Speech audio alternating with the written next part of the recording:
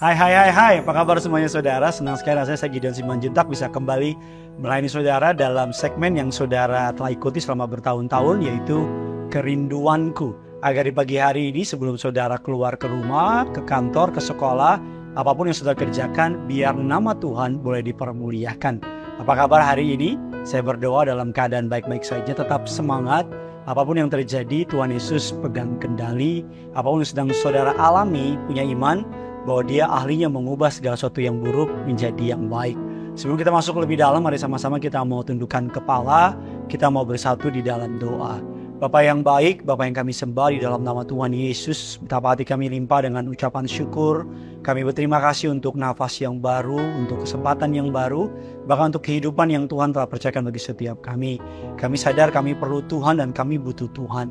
Sebelum kami beraktivitas hari ini, kami mau datang cari Tuhan, karena kami tahu apa yang kami cari. Ketika kami cari Tuhan, maka akan mendatangi hidup kami. Allah Roh Kudus, bekerjalah di tengah-tengah kami, kuasai hati dan pikiran kami, bahkan berkatilah kami sepanjang hari ini. Apapun yang kami kerjakan, kiranya Engkau Tuhan berkenan memberkatinya. Hanya di dalam nama Tuhan Yesus, setiap kita yang siap diberkati firman Tuhan, mari sama-sama dengan bangga kita boleh katakan, amin.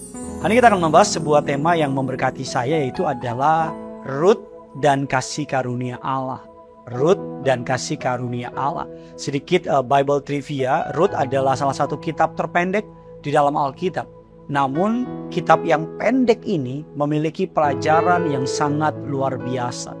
Mari sama-sama kita saksikan dulu siapa sih Rut itu.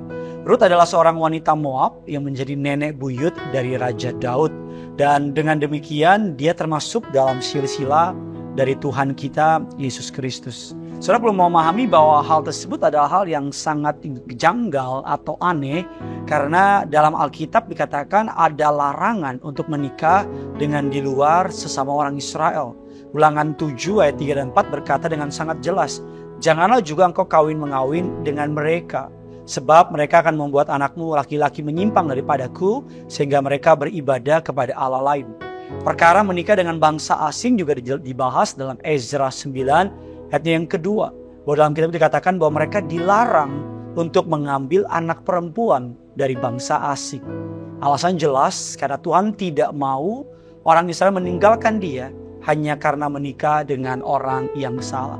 Namun yang menarik, kisah Rut ini adalah kisah yang sangat unik dan sangat berbeda. Alih-alih menjauhkan mereka dari bangsa Israel, tapi Rut justru mendekatkan mereka kepada Allah. Alih-alih membuat anak-anaknya Kilhon dan Mahlon dan Naomi meninggalkan Allah, tapi justru Rut ikut kepada Naomi dan beribadah kepada Allahnya Naomi. Maka dikatakan Rut dan kasih karunia Allah yang luar biasa.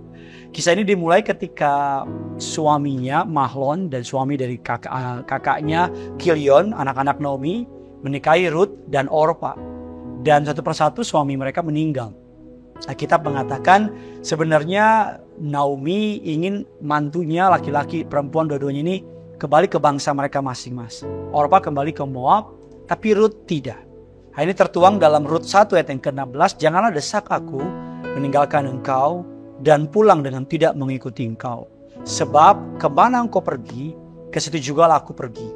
Dan di mana engkau bermalam, di situ jugalah aku bermalam. Bangsamu lah bangsaku, dan Allahmu lah Allahku. Kalau kita stop sampai di sini, kita akan menemukan sebuah contoh karakter iman yang luar biasa.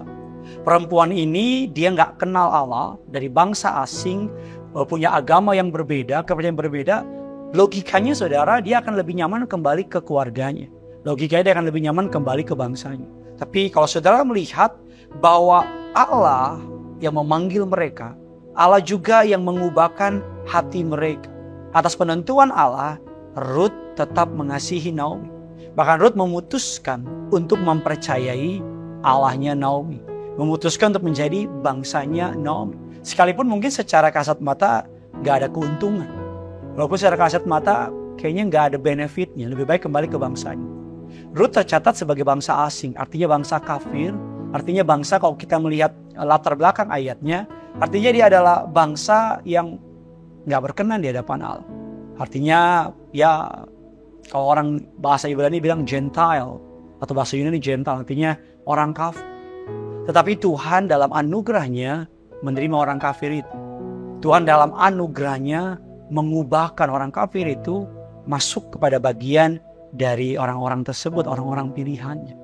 Saya nggak peduli apapun yang sedang terjadi sama saudara, karena saudara tetap datang sama Tuhan, tetap mengandalkan Tuhan, dan tetap percaya kepada Tuhan. And you will see, kau akan melihat dengan mata kepalamu sendiri, Dia Allah dalam kasih karunia-Nya akan mengubahkan kehidupan saudara dan saya. Dan kasih karunia Allah tidak berhenti di situ saja. Alkitab mengatakan Rut kemudian dalam keadaan janda, susah payah, miskin, Rut kemudian bertemu dengan Boas. Bahkan keduanya kita mengatakan menikah dalam Rut 4 ayat yang ke-13. Tanpa diketahui, Rut adalah seorang wanita Moab dan menjadi bagian dari garis keturunan Yesus Kristus. Moab adalah bangsa yang dikutuk oleh Allah. Moab adalah bangsa musuhnya Israel. Tapi kalau saudara melihat iman Rut kepada Allah Israel mengubah kutuk itu. Iman Rut kepada raja segala raja, kepada Allah yang disembah oleh mama mertuanya, mengubah keadaan hari itu. Saudara boleh memiliki sesuatu yang mungkin kurang enak. Saudara mungkin boleh memiliki beban di masa lalu. Tapi imanmu kepada Tuhan akan Tuhan bayar dengan lunas. Bukan saja Dia membenarkan engkau, tapi Dia memberkati engkau. Bukan saja Dia menghapus identitasmu yang buruk menjadi identitasmu yang baru dalam Kristus Tuhan, tapi Dia memberkati engkau dengan berkat yang luar biasa. Secara logika, kita tahu Boas adalah bangsawan. Boas adalah orang terpandang. Seharusnya mendapat wanita yang sangat luar biasa. Tapi laki-laki yang luar biasa ini justru diberikan Allah kepada Rut. Saya percaya kalau Tuhan memilih seseorang, tidak akan dapat satu orang pun melawan orang itu. Siapa yang dapat menyangka kemalangan Tuhan puterbalikan menjadi keindahan? Siapa yang dapat menyangka hal yang buruk Tuhan puterbalikan menjadi hal yang luar biasa? Saya bayangin mungkin Orpa ketika dengar, kalau pada masa itu ada internet Bapak Ibu, kalau Orpa ketika mendengar Rut mendapat suami yang kaya raya, bangsawan, dan keadaannya dipulihkan, saya rasa mungkin Orpa akan nyesel. Oleh karena itu hari ini apapun yang saudara dan saya alami, bahwa kasih karunia Allah itu tidak ada batasnya. Makanya Paulus bilang betapa dalamnya, betapa lebarnya, betapa luasnya kasih Allah itu. Saking dalamnya tidak ada orang yang terlalu dalam, jatuh terlalu dalam, yang kasih karunia Allah gak bisa menembusnya. Tidak ada orang yang lari begitu jauh yang tidak dapat Tuhan tangkap. Tidak ada orang yang sudah melakukan apapun selama dia masih hidup yang Tuhan tidak bisa selamatkan. Cerita Rut memberikan pelajaran penting tentang kasih karunia Allah. Bahwa Allah tidak melihat masa lalu kita, Dia melihat hati yang setia dan tulus. Melalui kasih karunia, melalui kebaikannya, Allah mampu membawa kita dalam rencananya yang besar dan luar biasa.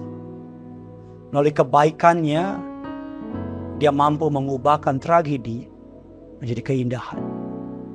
Mungkin hari ini firman ini seakan-akan speak to you. Seakan-akan berbicara kepada engkau dan berkata, it is me pastor, itu saya. Saya sedang mengalami keadaan yang begitu buruk. Rasa-rasanya gak ada yang bisa menolong saya. Kabar baiknya hari ini, kasih karunia Allah yang mengagumkan itu akan membalut hidupmu, mengubah keadaan. Apapun keadaanmu hari ini, tulis kolom komentar di bawah, katakan kasih karunia Allah yang mengubahkan aku.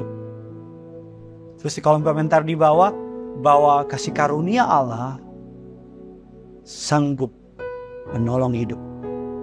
And always remember this, always remember this. Yang punya surga, praise in love with you. Mari sama-sama kita datang sama Tuhan. Fokus sama Yesus pagi hari ini, biar Dia Tuhan mengubahkan kehidupan kita. Haleluya. Mari sama-sama kita datang sama Tuhan. Sungguh indah Kau Tuhan. Sungguh indah Kau Tuhan. Penuh kasih dan sayang. Kau tempat penghiburan bagi setiap hati yang terluka. Sungguh indah Kau Tuhan, menara perlindungan. Kau sumber kekuatan bagi semua orang yang membutuhkan. Kau sumber kekuatan, sumber kekuatan, sumber kekuatan, sumber kekuatan bagi semua orang yang membutuhkan.